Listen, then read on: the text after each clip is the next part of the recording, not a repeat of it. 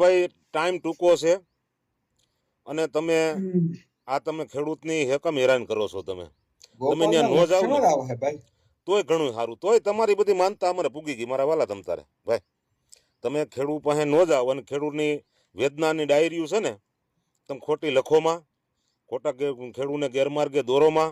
અત્યારે તમારો ખેડૂત મીડિયા છે વિરોધ કરવા, અને તમે જ્યાં આવે ત્યાં જઈને મોણિયામાં મને કાર્યકરનો, તમારા જ કાર્યકરનો વાત કરી હતી એને કે લાલભાઈ અમારા ગામમાં 125 મુદ્દા એને લખ્યા હતા કે અમારા ગામની અંદર આટલી બધી મોણિયામાં તકલીફ છે એમ.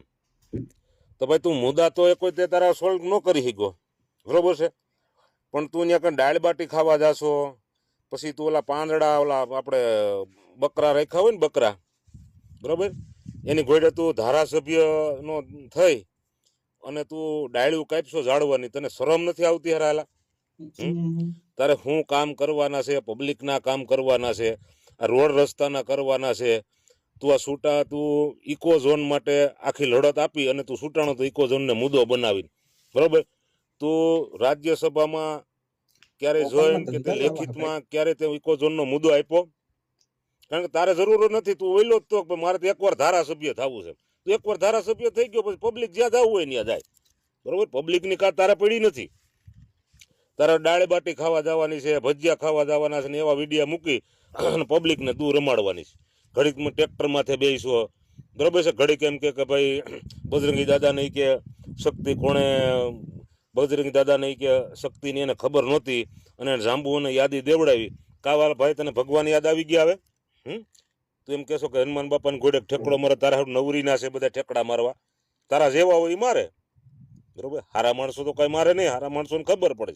હવે બધાને મળી ખબર પડવા મત દીધા ને એને બિચારાને ખબર પડવા આ ઘો છે ને ઘો, આ ઘો અમને બટકી ગઈ છે, સમજો.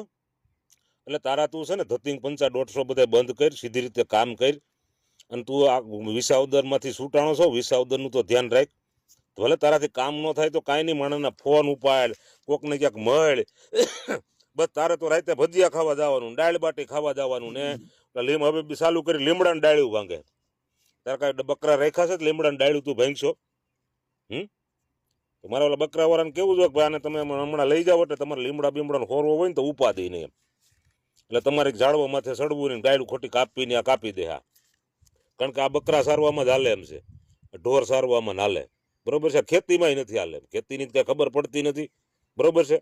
એટલે તું એને મારા ભાઈ બકરા થોડાક લઈ લે અને થોડા કાંડર લઈ લે અને પછી સાર ને મજા મજા કરે એટલે અમારા તાલુકાને ઉપાધિ તો નહીં આવે. વિસાવદર ની અંદર જયારે પેટા ચૂંટણી આવી અને આ ગોપાલ ઇટાલિયાએ પેટા ચૂંટણી લડ્યો ત્યારે પણ અમે કહી રહ્યા હતા કે આ ગોપાલ ઇટાલિયા કોઈ કામનો માણસ નથી. આ ગોપાલ ઇટાલિયા એકદમ નકામો માણસ છે અને આ વિસાવદર ની આ ભોળી જનતા ગોપાલ ઇટાલિયાએ કરેલી ફાકા ફોજદારી અને આપેલા ખોટા વચનોમાં ભરમાઈને વિસાવદર ની જનતાએ આ ગોપાલ ઇટાલિયાને ધારાસભ્ય તો બનાવી દીધો, પરંતુ હવે આ વિસાવદર ની જનતાને ધીરે ધીરે કરતા ગોપાલ ઇટાલિયાના લક્ષણો, આ ગોપાલ ઇટાલિયાની આ હલકાઈ, આ ગોપાલ ઇટાલિયાની આ માનસિકતા આ વિસાવદર ની જનતાને ધીરે ધીરે કરતા હવે ખબર પડવા માંડી છે.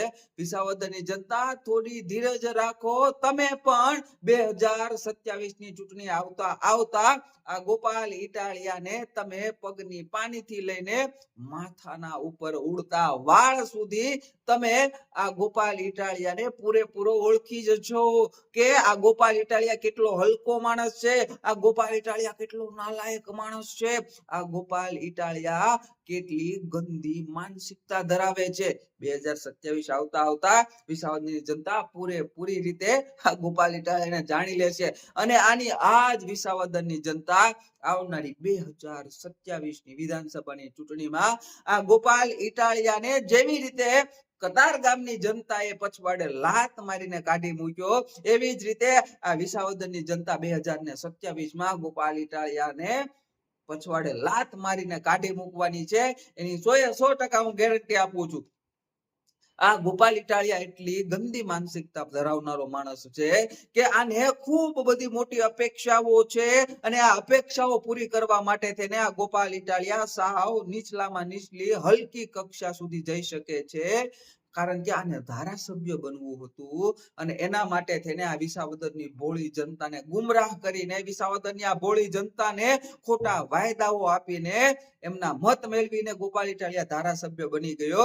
હવે આ ધારાસભ્ય બનતાની સાથે જ આ ગોપાલ ઇટાલિયા આ વિસાવદરની જનતાના કામ કરવાના બદલે આ ટણપો લીમડાની ડાળીઓ તોડીને એ લોકોને આપી રહ્યો છે.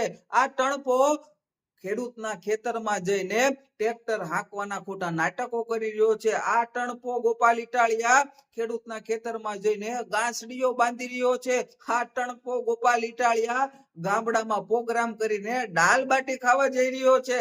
આ ટણપો ગોપાલ ઇટાલિયા આ જનતાના હિતનું કામ કરવાના બદલે આવી બધી ફાકા ફોજદારી વાળા વિડીયો મૂકીને સોશિયલ મીડિયામાં મૂકીને પોતાની વાહવાહી મેળવવાનો પ્રયત્ન કરી રહ્યો છે. એલા બુદ્ધિના બારદાન મૂર્ખના સરદાર અરવિંદ કેજરીવાલે પાળેલા ટોમીડા ગોપાલ ઇટાલિયા આ વિસાવદરની જનતાએ તને દાળ બાટી ખાવા, લીમડાના ડાળખા તોડવા, ખેતરમાં જઈને ટ્રેક્ટર હાંકવા કે ગાંહડિયું બાંધવા માટે તને ધારાસભ્ય તરીકે નથી છૂટ્યો. વિસાવદરની જનતાએ તને આ લોકોના કામ કરવા માટે તેને છૂટ્યો છે. પરંતુ આ આમ આદમી પાર્ટીના નેતાઓના આ જ લક્ષણો છે કે તમને ખૂબ મોટી મોટી વાતો કરી, ખૂબ મોટા મોટા વાયદાઓ આપીને તમને શરૂઆતમાં ભરમાવી દે છે અને જેવા તમે આ લોકોની જાળમાં ફસાઈ જાવ એટલે કોણ જનતા અને કોણ હું, આવો ઘાટ હરેક આમ આદમી પાર્ટીના નેતાઓ કરી રહ્યા છે. અને આ વિસાવદરની જનતાને હવે આ વાત ધીરે ધીરે કરતા સમજાઈ ગઈ છે.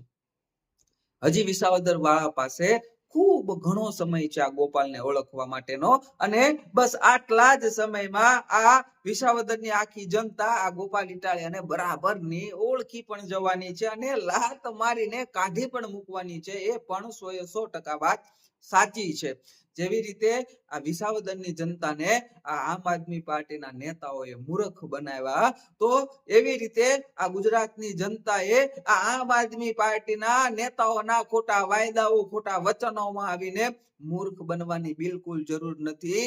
આ વિસાવદરની જનતાએ ગોપાલ ઇટાલિયાને ધારાસભ્ય બનાવ્યા બાદ જે વિસાવદરની જનતા જે ભોગવી રહી છે એવું આ ગુજરાતની જનતાએ ભોગવવાનું નથી. એટલે આવનારા સમયની અંદર આ ગુજરાત રાજ્યને આખા દેશની અંદર અને સાથોસાથ આખા વિશ્વની અંદર જે નંબર 1 બનાવ્યું છે અને વિશ્વમાં આપણું આ ગુજરાતનું નામ જે રીતે ખૂબ સારી રીતે ગર્વભેર લેવામાં આવે છે અને આમના માટે આ ગુજરાતની જનતાએ જે મહેનત કરી છે અને ભારતીય જનતા પાર્ટીના નેતૃત્વની અંદર આ ગુજરાત જે રીતે વિકાસની અંદર એક હરણફાળ ભરી રહ્યું છે, તો આ વિકાસને આપણે ગુજરાતની જનતાએ ક્યારેય અટકાવવો જોઈએ નહીં. કારણ કે તમારા સાથ અને સહકારથી આ ગુજરાતના જનતા, ગુજરાતના યુવાનો, ગુજરાતના આ ખેડૂતોએ જે રીતે ભારતીય જનતા પાર્ટી ઉપર વિશ્વાસ મૂક્યો છે અને વિશ્વાસના કારણે આપણું આ ગુજરાત અત્યારે એક ખૂબ જ નવી દિશામાં વિકાસના પંથે બુલેટ ટ્રેનની જેમ દોડી રહ્યું છે.